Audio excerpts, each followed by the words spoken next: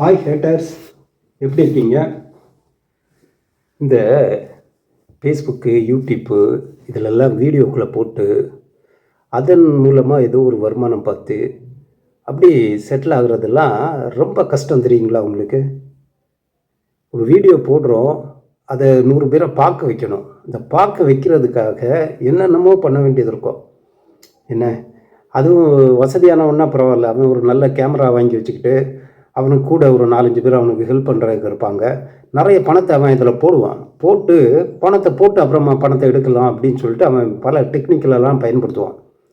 இதெல்லாம் எதுவுமே இல்லாமல், பணமும் இல்லாமல், எந்த நண்பர்களோட உதவியும் இல்லாமல் ஒருத்தன் ஃபேஸ்புக்லேயோ யூடியூப்லேயோ ஒரு 10,000 ஃபாலோவர், சப்ஸ்கிரைபர், ஒரு 20,000 சப்ஸ்கிரைபர், ஃபாலோவர், ஒரு 1,00,000 ஃபாலோவர்னு கொண்டு வர்றது எவ்வளோ கஷ்டம்னு தெரியுமா?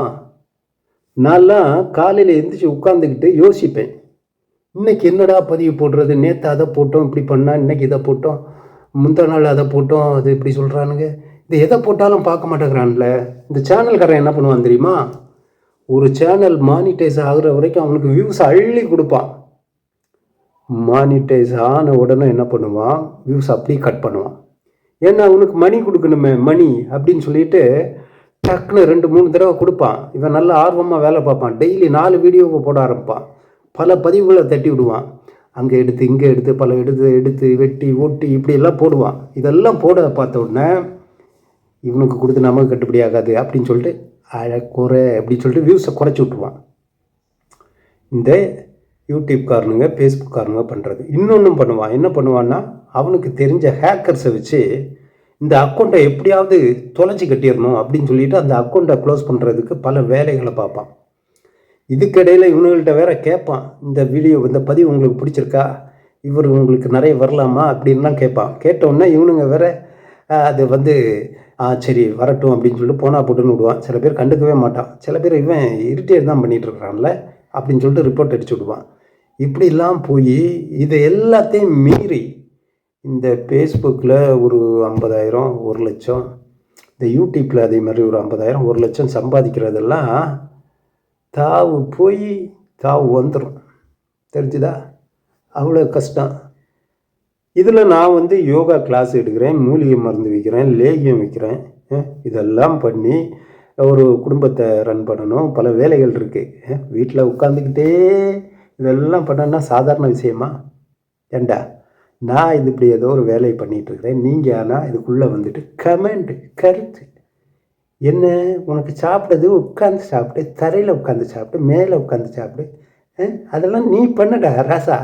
நீ இந்த ஃபேஸ்புக்கில் ஹீலர் பாஸ்கர், அவன் டாக்டர், இவன் டாக்டர், இவனெல்லாம் பார்த்து படித்ததை நான் ஒரு இன்ஸ்டியூட்டில் உட்காந்து படித்தவன். எழுதி எக்ஸாம் எழுதி அதில் பாஸ் ஆகி மார்க் வாங்கி அதுக்கப்புறம் நான் இந்த தொழிலை ஒரு 20 வருஷமாக பண்ணிகிட்ருக்கிறேன். ஆமாம்.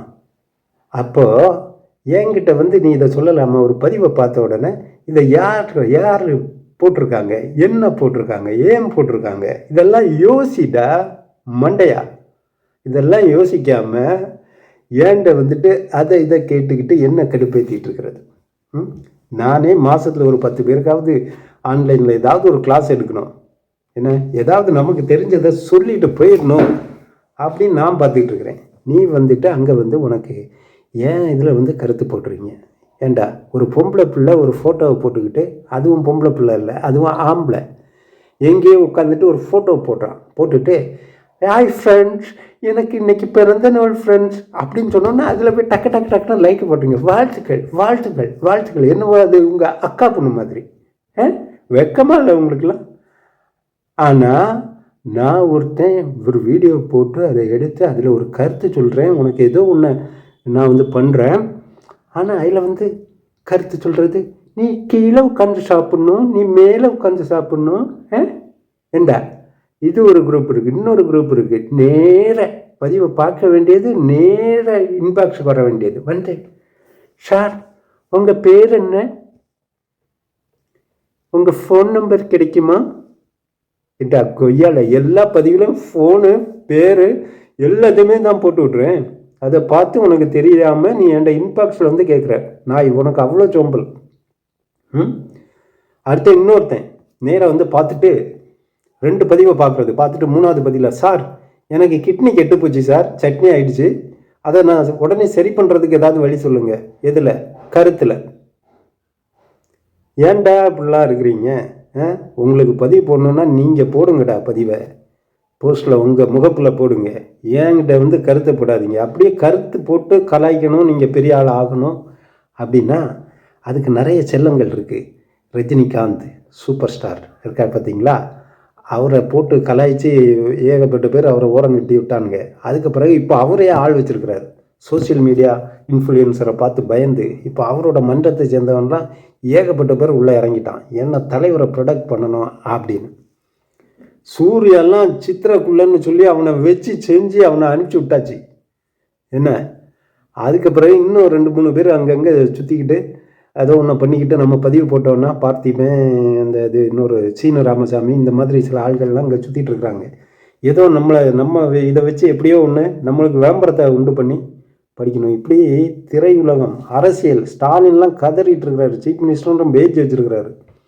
ஆனால் அவரை டெய்லி 100 பேர் டேக் பண்ணுறான்.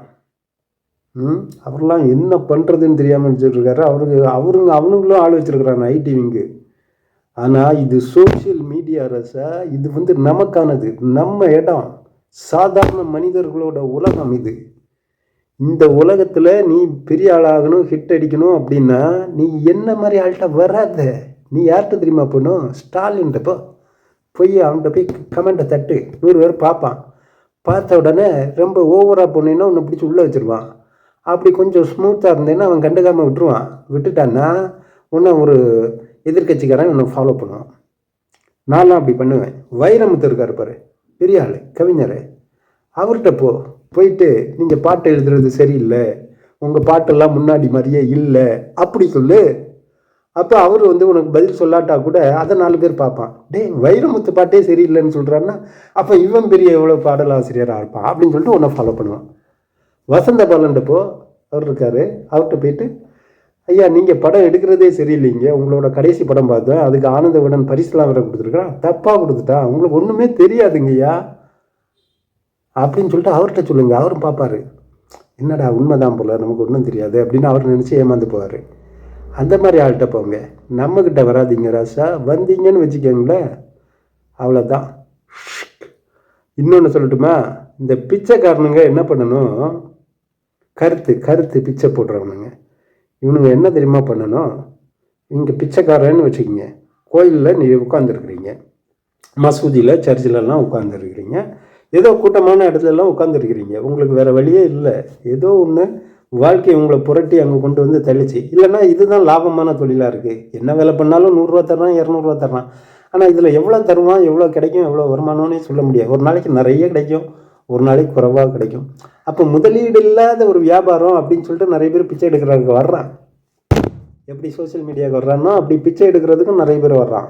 அப்படி பிச்சை எடுக்கிறவன் தெருவில் உட்காந்துருக்கிறான், ஏதோ ஒரு இடத்துல உட்காந்துருக்கிறான்னு வச்சுக்கேன், பக்கத்தில் 4 பேர் பிச்சை எடுத்துகிட்டு இருப்பான். அவனை பார்த்து புறாம்படு, அவன் தட்டில் நம்மளோட நிறைய விழுது, அவனுக்கு தான் இவன் இந்த ஆள் டெய்லி அவனுக்கு தான் கொடுக்குறான், இப்படிலாம் புறாம்படு.